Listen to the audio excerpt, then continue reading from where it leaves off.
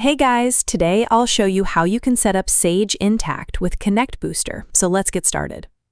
Before you begin, make sure you have full administrator access to Sage Intacct and admin access to your ConnectBooster account. In Sage Intacct, first verify that the Web Services subscription is enabled. Then create a dedicated Web Services user with full administrator permissions.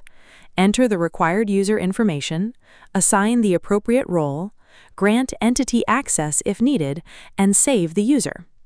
Next, go to your company's security settings and add the ConnectBooster Sender ID as a trusted web service sender. This allows ConnectBooster to communicate securely with Sage Intacct. Now, switch to your ConnectBooster portal and open the Sage Intacct integration. Enter your company ID, Web Services user ID, password, sender ID, entity ID, and any other required details, then save the configuration. After that, click Test Connection to verify that everything is connected successfully. Once the connection is confirmed, you can start a sync immediately or wait for the automatic sync to begin.